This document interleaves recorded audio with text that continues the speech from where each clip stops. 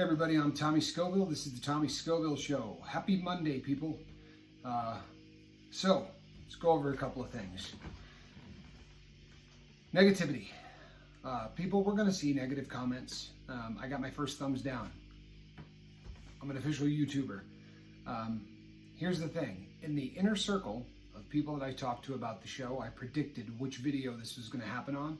And I also predicted that I would lose 5 to 10 subscribers. And Johnny calls everyone family, because to him, they really are not subscribers. I don't have a problem using that term. And the reason that I don't is because all of you subscribe to a specific mindset, right? We all subscribe to a series of thoughts that probably make us a little different than everybody else. You're definitely family, but I don't get offended at the word subscriber. I lost some subscribers, a decent number of them actually, and not as many as I thought.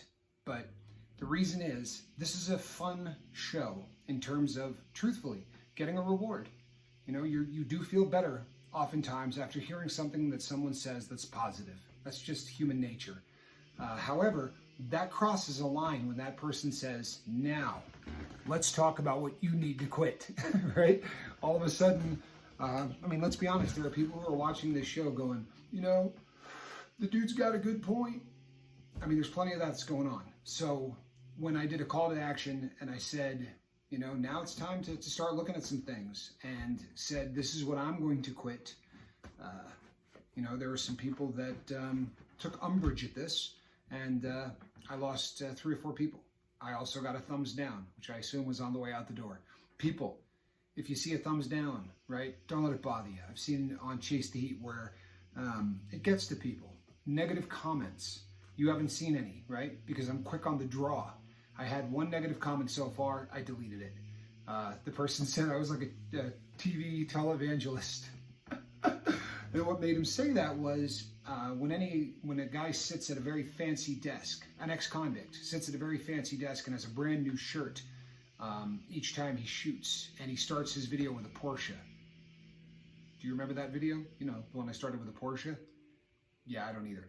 Anyway, the reason I didn't leave it there is not because my skin is so thin it's incredible. The reason I didn't leave it there is, number one, he violated the mean people suck, right? It was just a mean message.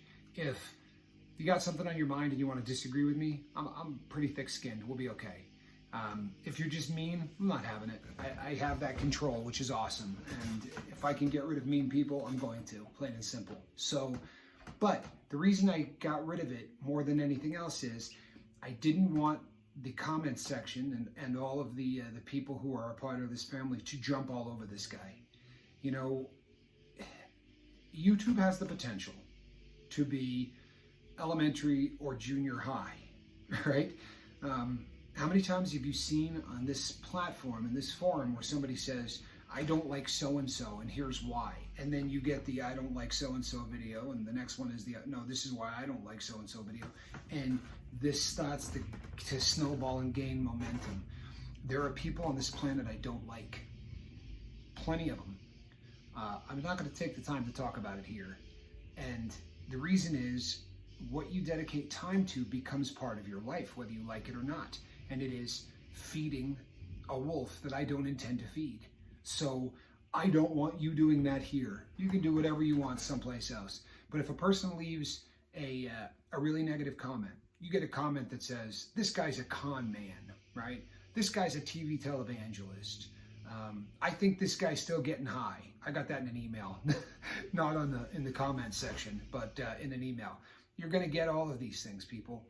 But if it takes you away from the game, right? If it causes negativity and you lose that positive vibe that you've got going on, then they're winning.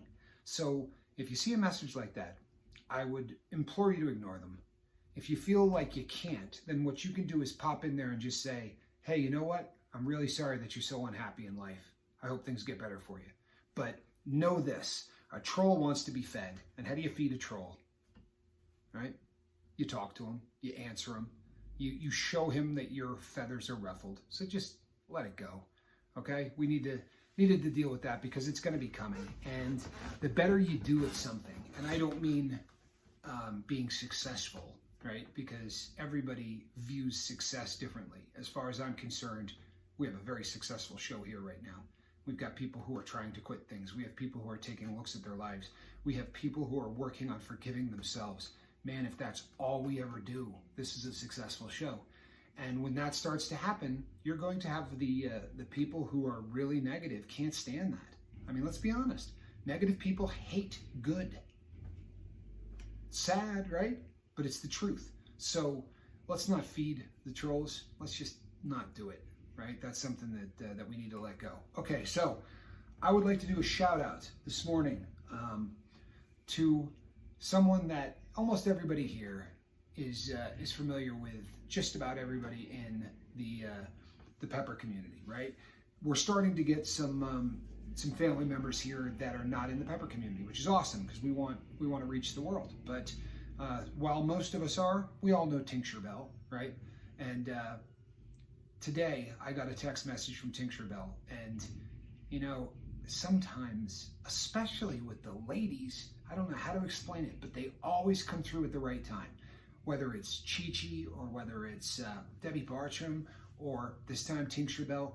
Okay, this morning when I woke up, I rolled over and went to do what I do when I roll over, and it was gone because I had thrown out that vape device.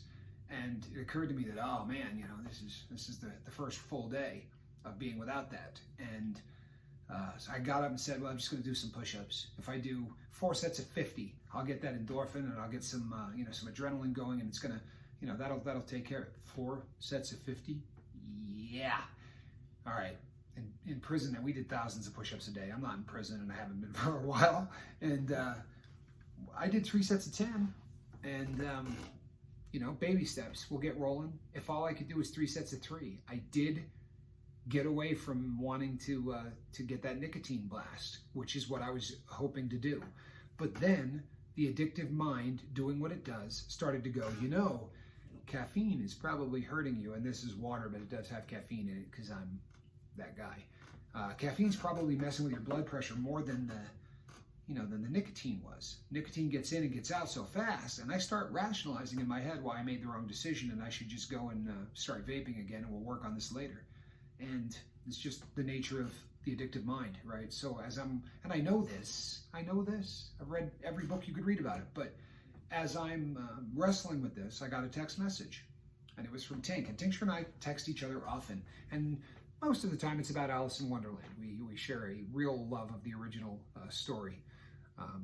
But instead, what I got was, I just wanted you to know that today is my 1-year anniversary off of methadone. Methadone, right? Tink has been clear a year off of a substance that is so difficult to get off. I'm not bad-mouthing. If you're on it today and you are on it as a way to get off of heroin, good for you, man. Good for you. I'm not bad-mouthing that. But what I'm telling you is you've got a road ahead of you when it comes time to get off of it. So the fact that Tincture was able to do this, I said, please, can I give you a shout out? And she thought about it and said, yeah, look, we got to celebrate our victories, people. We have to celebrate our victories. I touched on this briefly yesterday. Society does not have a lot of pity for drug users. They don't. The statistics I gave you from the CDC about the number of people who are going to die from drug overdoses, the CDC may not be able to be trusted. And I'll tell you why. Because if you go back 2 years ago, 93,000 people died from drug overdoses in the United States. And this year they're predicting 70. They think that with COVID, we're going to have less. People, there's an old joke. 75% of statistics are made up on the spot. But everybody get that? Okay. Sometimes they're very difficult to trust. But whether this is more accurate, or whether or not, either way, we're going to lose over 190 people today by the more accurate numbers that have already been proven, not predictions. But if we go by, we're looking at over 200 people today that are going to die from drug overdoses. And somebody got an email where someone was talking about, the war on drugs and the fact that it's not winnable. And let me tell you why the war on drugs isn't winnable. Because we try to fight it from the supply side. We have people living in other countries who, if they can get across that border with a backpack, are going to make more money in a day than they could in 5 years in their country. If that guy gets caught, you don't think somebody else is going to be 2 steps behind him? That guy's footprints aren't going to be gone before the next dude's walking in him. That's just the reality of it, people. And we can keep trying to fight it from that way, we're going to lose. The only way to win the war on drugs is to fight it from the demand side. If we can educate our kids, right, and get to the point where we get enough people in America that are saying no to certain substances, we can start to win the war on drugs. But here's the good news. If you don't do drugs, you won the war on drugs, right? You don't have to win all of them. If you're a parent and we lose the war on drugs, but your kids stay sober, be really honest. Is that going to cripple you? No, it's not. If you can raise a drug-free kid, then you're not going to care that the war on drugs didn't quite work out.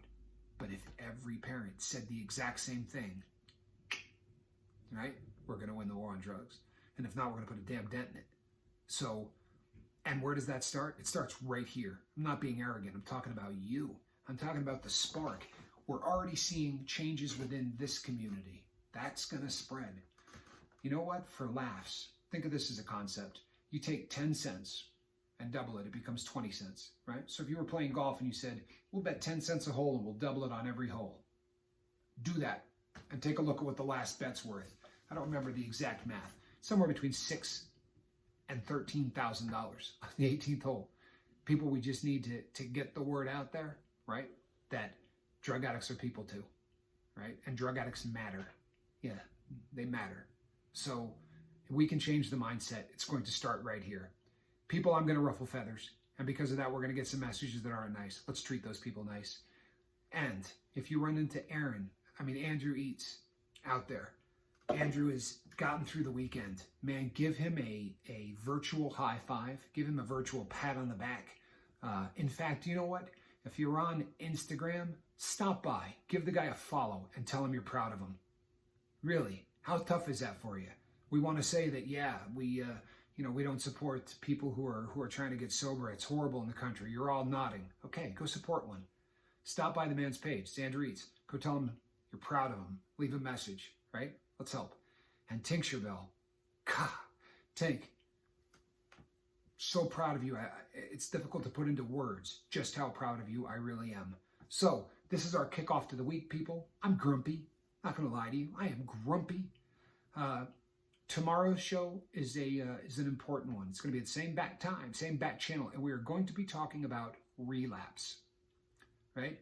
Not I'm a drinker and you go, that's using again. Relapse is what happens that leads up to that. You understand? So tomorrow we are going to be talking about relapse and relapse prevention as it applies. So please make sure that you're here, especially for those of you who have picked something that you're going to quit. I loved reading that, man. I loved it. It's going to bum some people out. That's why some people left. It is what it is, right? But we're doing the right thing. And when you do the right thing, good things happen. It's plain and simple. Papa Moose used to say, do good, fear not. By the way, you know that's Papa Scoville, right? That's why all the mooses are around. He was often called Moose by a lot of his friends. He used to say, do good and fear not. Simple, right? But if you're doing good, you got nothing to fear. And that's awesome. That's absolutely awesome. And I'll tell you what, people, if you're into prayer or if you're into meditation, if you're into anything, man, there are places in California where entire towns burned over the weekend. The entire town. There's nothing standing, very much like what happened to Paradise. And there are still 4 people missing. But these fires are absolutely tearing through this part of the country. It's called the Dixie Fire. Keep these people in your thoughts and prayers. They need it. They really need it. Thank you so much for showing up here today. You know what? I am lucky. I really am. Hey, YAL, right? Andrew Eats put an abbreviation on one of his comments, right? YAL is you are lucky. People, feel free to put YAL.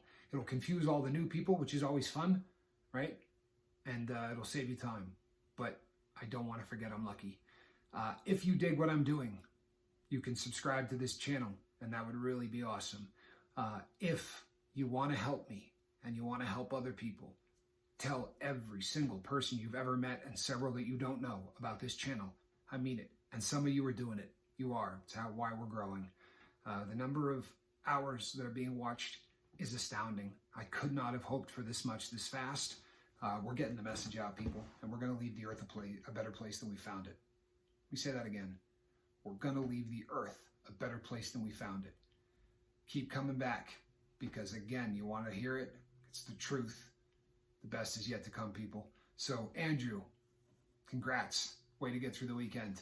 Tink, a year without methadone. God bless you. And to everybody on the journey, if you got 5 minutes of sobriety or you got 5 years, my hat's off to you for fighting the good fight.